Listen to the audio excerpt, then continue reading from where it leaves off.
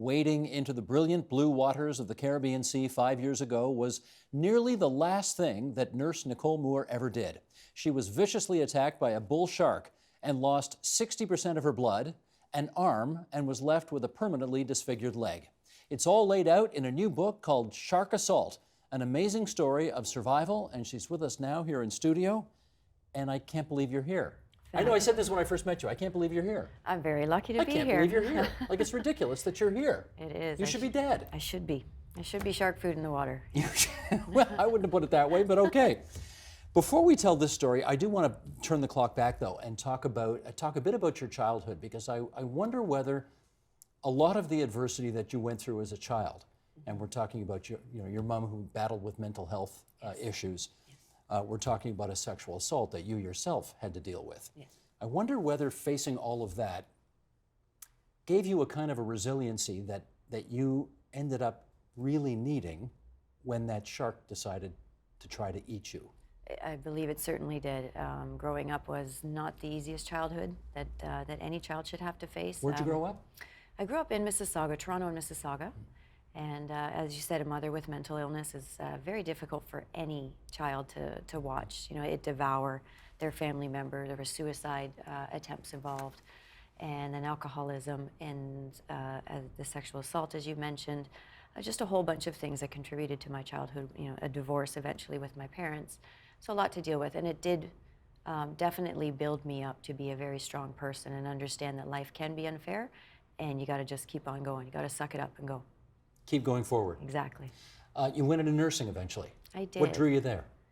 My mother became really ill and was a palliative patient, so I decided to look after her. So I took leave from my job and looked. I was very fortunate to be there till the end, and I realized what a terrible healthcare system that we have. It needs a lot of work, and I was very passionate about it. So I decided to volunteer for a year, and then realized that's what I did. Got into nursing. Best thing I ever did. Love nursing. What a great profession. You must love nursing because you've just pulled an all-night shift, and yet here you are for our interview. Right? That's You haven't correct. gone to bed yet in I don't know how many hours, but No, in too many hours. too many hours. Okay. Well, I'm going to try and keep you awake for the rest of this I interview. appreciate that. Okay. Thank you. Let's bring this map up. This is where you were 5 years ago when this absolutely shocking thing happened. You went down to a hotel in Mexico for a friend's 50th birthday party, and on the 31st of January, you finished playing volleyball. You wade into the water, I guess, to get some of the sand off you. Yes. And what happened? So just as I'm rinsing off the sand on my body, oddly enough, because I'm going scuba diving, so it's ironically that I'm getting ready for that. Anyways, I'm rinsing off the sand, and these guys on some jet skis are yelling at me off in the distance. And I'm looking around going, what's your problem? Because I'm in shallow water, you have the whole ocean. I thought they were just trying to get me to get out of their way. They seemed pretty adamant.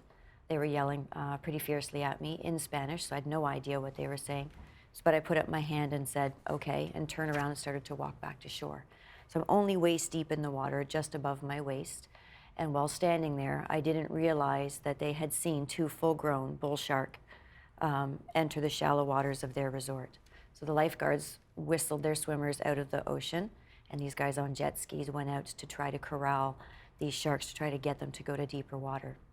That warning was not passed down the beach. And I was in the water going one way as the sharks are coming another way. As I'm wading into the water, the first thing I feel is this bump. So you did not see them? I never saw it. Never Never heard the Jaws theme dun, dun, under the water, but no, I never saw anything. I didn't suspect it at all. Never thought in the shallows of Cancun that this would be a threat at all. But after that bump, within seconds later, I sustained my first shark bite, which was to my left upper thigh. I'll later learn it ripped off 2 of my quadriceps and 2 of my hamstrings right down, exposing femur, just ripped it clean. Nicole, you've got the pictures in the book that show what happened to your limbs after the attack. We're not going to show them here because the pictures are just, Graphic. I mean, they're very profound. They are very profound. Yeah. This is going to sound like a dumb question, but when you sustained that first shark bite, you know, I've talked to other people in the past, you know, like for example, who've got shot and they didn't feel it at first. Did you feel it right away? I did not feel it. I'm sure I felt something. I don't recall feeling any pain at all. My body went instantly into fight or flight mode. And although I never saw the sharks As soon as that ocean started to fill bright red with my blood, I knew what it was. I knew immediately. And did you feel the second bite? The second bite was a bit more traumatic because the leg, I couldn't see it. It was just bright red, and all I was thinking in my head was sharks like blood. I need to get out of this water. So I started to pull myself to shore, walk to shore, not realizing the damage beneath the water. But the shark came back and swallowed my entire arm in its mouth. So its eyes are up here and its bottom jaw is down here, and it's halfway out of the water, and it's thrashing, trying to take me down. So I'm face to face literally with the shark, and that's terrifying, as anyone that's watching can imagine. So it was just, I didn't feel anything. It was total shock, and then instinct kicked in. And what did that mean? You punched it. I punched it, yeah. My good hand right here, and I hit it right in its nose and pulled my arm out. It's probably caused more damage than not, but let's bring the picture up. This is what you look to your left, and that's what you saw. that's what you see, yeah. Any clue how big the shark was that attacked you? They say it was anywhere from 6 to 8 feet, which is about the average size of a full-grown bull shark. And bull shark are vicious sharks. They, great whites are called like I don't know how they word it in the book, but that they're known for killing, but it's nothing compared to a bull shark and their aggressiveness. When you punched it in the nose, what happened? It let go. It did, eh? It let go. It finally decided, that's it. I'm not gonna mess with her anymore. And I don't know where that instinct came from. I think it came from scuba diving, where we learn eyes, nose, gills, and I think that's where it came from. But I'm just very lucky that it came to mind and I reacted. You know the stats though in this, right? You are more likely to die from a lightning strike or from a spider or from a dog than from a shark. Yes. And yet here you are attacked by a shark. Having said that, this past year, we're going to bring a graphic up here because this past year was the biggest ever for unprovoked shark attacks, according to the International Shark Attack File. There we go. That's what it looks like around the world. Do you have any sense of why that shark decided to attack you at that moment in shallow water? I tasted really good.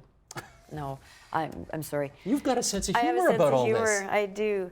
There are many theories that I've heard of since this. I've been drawn into the shark world since this attack, and many theories. But the number one theory is that particular area was a breeding ground for sharks.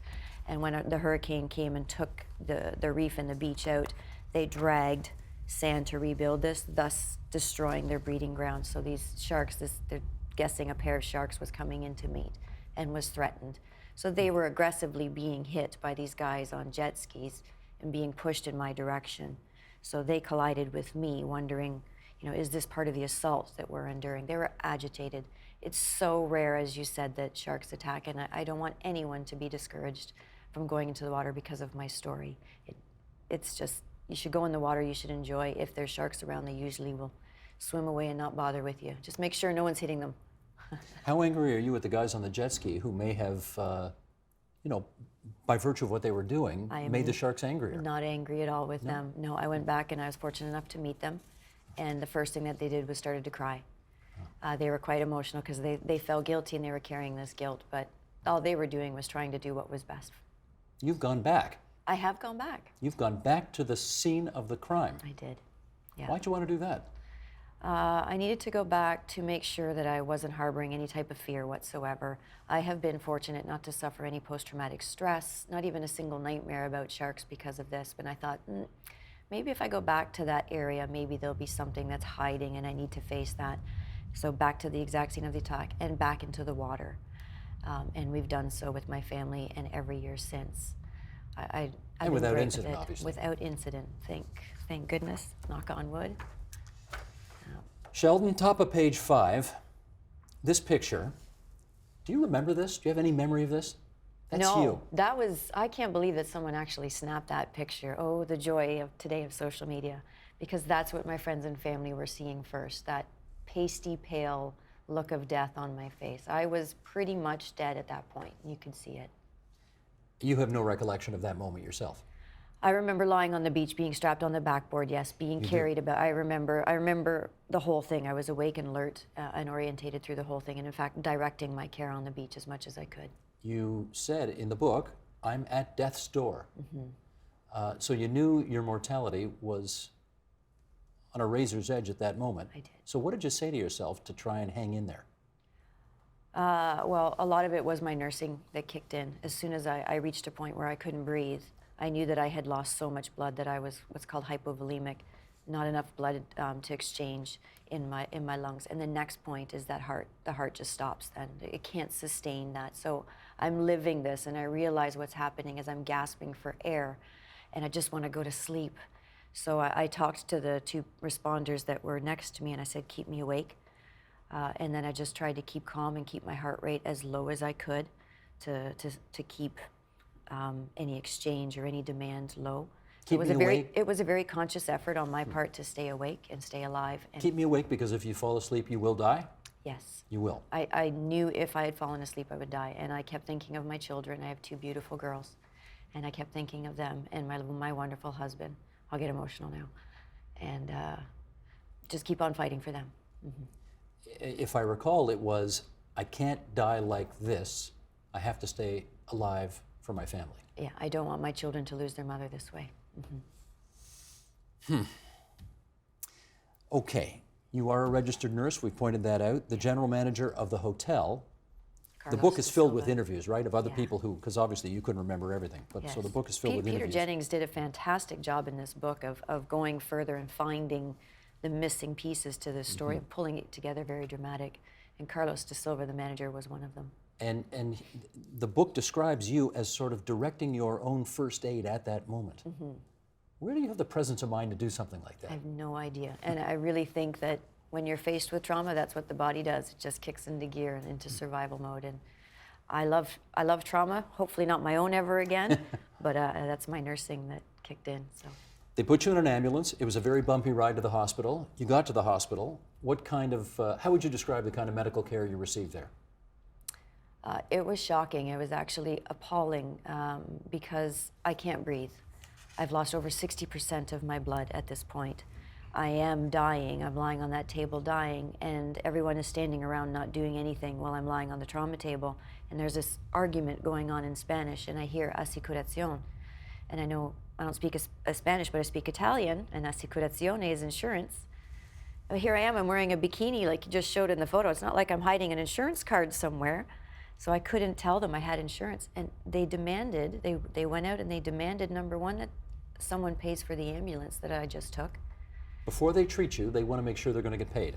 This is because this is a fancy private hospital Very fancy. in Mexico. Yeah, yeah. And then they made one of my friends put down $20,000 before they would operate. Oh my goodness. I know. It was appalling. Have you sued these SOBs? No, I have not. Why don't you? A lot of people think that I probably should have. We did kind of inquire about it originally, a knee-jerk reaction, but from my perspective, no matter what happened in that hospital and what wrong, and there was obvious wrong that happened throughout this entire recovery, they saved my life. They did the best that they could, and how can I kick that gift? You know, it's the gift horse in the mouth, right? Okay, eventually they do get you stabilized. You end up back here in Toronto at Sunnybrook Hospital. Yeah. What happened at Sunnybrook? Sunnybrook Hospital was absolutely shocked at what they saw. They had heard that the shark attack was coming, never dealt with it before, and they took off the bandages to my leg, which was the first thing, and the stuff that started to ooze out was incredible. And then they opened up the dressing on my arm. I had not lost my arm at that point, it was still attached, and they immediately just went dead serious and cleared me to stat OR. There was a bacteria that's the same as the flesh-eating bacteria on my arm, and there was still sand and salt and debris still left in my wounds. So they were shocked at what they saw. Are you in like ridiculous pain at this point? Yeah. Ridiculous. From the moment I woke up post-op in Mexico till for 2 months, I've been in excruciating pain. And whatever painkillers they gave you didn't do the job? The horse tranquilizers, they even went as far as horse tranquilizers, and I just remember spilling milk. I was stoned, but it was still painful, yeah. At some point they told you you'd have to lose the arm. Yes. What went through your head when they told you that? It was not a surprise at all. So at that point I was quite accepting of it, and I was okay with it. It was how was I going to break the news to my children. I was more concerned with that, and how's my husband going to accept my new body image. But I knew that it was the final step that needed to happen before I could get home. They had been trying to save it, but it just wasn't working. It was too badly damaged, and that tissue kept dying quicker than they could keep up with. So, How did you tell your kids? Brilliantly, we brought them. My husband brought them to the hospital, and we sat them down, and we had a whole plan in place. We're very open with our children, and they've been involved in my care up to this point. And I said, the doctors have been trying to fix Mummy's arm, but it's too badly damaged, and they have to take it off. And we just waited for the meltdown. And my one daughter puts her hand on mine. She says, "Mommy, does it hurt?" I said, "Yes, it hurts." She goes, "Well, okay then. What's for dinner?"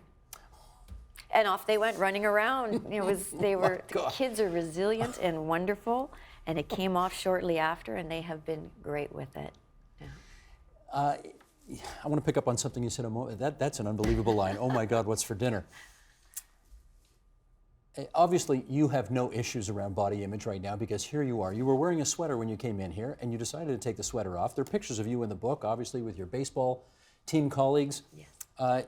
You're not fussed about the fact that you haven't got an arm, and you're not prepared to change the way you dress or behave if some people have tender sensibilities about it, it seems. I have learned that my body image does bother other people, and I do think twice at times, with covering up. I am a bit self-conscious about it, but I'm a pretty confident person, in case you couldn't tell. Mm-hmm. And I'm more focused on the fact that I am alive, that I have been given the gift of life, and if the cost of it is an arm or scars on my leg or pain, I'm okay with that. But I'm guessing there's a kind of like small p political agenda in what you're doing right here. It's as if, at least, here's my reading between the lines. It's as if you're saying to people, get over it, folks. I am what I am. Yeah, you are where you are. And I'm beautiful for other reasons. Bingo. Yes. Bingo. Do you experience phantom pain? I do. Unfortunately, Explain what I that do. is. I experience two types of pain. So the phantom pain makes my brain still associates my body as having this arm. Unfortunately, it remembers it in the traumatic state. So it remembers it all curled up and knotted and contorted. And my brain constantly wants to straighten this arm out. So that's an ongoing battle, and we've been doing therapy for years on that. It's better. But I also have a torn nerve from this attack, from this massive shark on my arm. I've torn my triceps. So any vibration, stimulation, my prosthetic, it causes this electrical pain that is unbelievable. So you do wear a prosthetic arm sometimes? When I can tolerate the pain, yeah, I love it. Yeah. You do. Are you on meds all the time for pain? I am, but just nerve pain. I'm not on any analgesics, thank God, anymore. Now, you are still nursing, right? You're still a nurse. I'm still a registered nurse, yeah. I'm now in, my role has changed, so I'm on a supervisory role now. That's what I wanted to ask you about, because I recall in the book you're saying it was kind of your life's mission. I mean, it was your calling. Nursing? To be a nurse. Yeah. And you can't be that kind of nurse anymore. No. Yeah. Not yet. Not yet, okay. I would still like to get there eventually. It is one of the biggest voids in my life is not nursing. I love the hands-on care. And as rewarding as it is to experience nursing in this way, I have to stand back and I can't touch a patient. And that's very difficult for me. So I'd like to get back there, but I'm seeing what other avenues there are right now. Given how confident you are Yeah. and how out there you are, you're not a shy, retiring person, I can tell, but I'm guessing that there are still some everyday things in life that are really hard for you to do right now, given that you've only got one arm. Like, I'm just thinking, getting dressed to come here today. Is that much more challenging now? Dressing is by far the most frustrating thing that I deal with on a daily basis. Getting on shoes, getting on shirts, trying to do up tighter pants. It's a frustrating part, but I just take my time. I can't play volleyball anymore, which was a big part of my life, at certain athletics. I haven't been able to master skiing or bike riding yet, although we're getting to that point. And I joke quite a bit. It's an ongoing thing that my kids, used to come home, "Oh, I wish that you had two arms so that you could embrace me." So I can't hug my kids or pick them up the same way.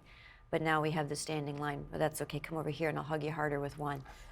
Nice. You learn to adapt, even though things are frustrating, you learn to adapt when trauma happens, when things happen, and I think that's really important. Let me pick up on the humor, because you call yourself, shark bait and shark lady and all this kind of thing. Yes. Why do you do that? Because it is what it is. That's really what people, they get a laugh out of it and they realize, oh, she doesn't take herself too seriously, so can I ask you a question about it? And I really encourage that. Before walking down the street, people would look at me and I was this person. Now when I walk down the street, first thing people see is my deformity, I guess, and then they turn away. So quite often I'll be like, do you want to guess how it happened? Do you want to guess? Because that's what people are thinking, and I welcome that. If people have a handicap, quite often people respect that you are noticing it and talking to them about it. So, You are, this is very, who would have guessed this would have happened?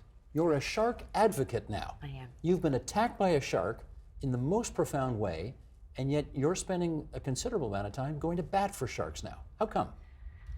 I have this respect for marine life and the ecosystem, and sharks play such an integral role in it. And immediately after my attack, someone sent me video of this massive cull of sharks. The Mexican knee-jerk reaction was, if there's sharks in the water, let's kill them. And right off the bat, they killed 70 sharks. And I thought, why? What were they doing other than they were being chased? They were just doing a natural thing. So I decided I choose to use my voice to speak out for marine conservation and sharks themselves. I am part of a shark survivor group, believe it or not. There is such a thing online. And I'm one of the few people actually that doesn't want to kill all the sharks in the water. I choose, to advocate on the other side. So I understand both sides and I have great respect for that. But I figure if I, as you said, the person who has every reason to hate sharks in the world, don't hate sharks, maybe I can get people that hate them and want to kill them a way of turning around their point of view and take a look and say why. Not too long ago, there was a Liberal member of Parliament who proposed a ban on the importation of shark fins, which I guess is a big thing, isn't it? Sure. What's the story there? Shark finning is this disgusting practice of catching sharks and cutting their fins off in the water and then dumping their bodies while they're still alive back into the ocean, because shark fins are very valuable, mainly used for shark fin soup, which is a Chinese delicacy. There's a whole story I could get into that. It's a very passionate thing of mine, and yes, they did want to ban it. And in fact, in this area, it was banned, but then it was overturned. I want to show one more picture. Show picture. Love this picture. Go ahead, Sheldon. Let's see this one here. Oh. Where's that? That's the Warrior Dash. The Warrior Dash is a 5K obstacle course, uphill, up a ski hill, up and down and over obstacles, through crawling on the ground, through mud, through under barbed wire, over fire. Sounds delightful. I love it. I love it. It was great. It was really, really important to me that I do that, though, because it's all about overcoming obstacles, and that's me. I needed to run this race and to know that I could face these obstacles and overcome them, and I did, and I've been doing it every year since. What's left out there like that? Some big mountain that you still need to climb. What's next? Skiing. You want to ski again? Downhill skiing would be my next big goal, yes. As far as physical accomplishments, that's a really important thing of mine, so we're working on that. I have no doubt but that you will do it. I hope so. I hope so, yeah. Nicole, you're amazing. Thank this you. story is, well, that's what the title of the book is. Shark Assault, an amazing story of survival. Yeah, thank you. So good of you to visit us at TVO tonight. Thanks so much. That's been great. Thank you for having me. Help TVO create a better world through the power of learning. Visit supporttvo.org and make a tax-deductible donation today.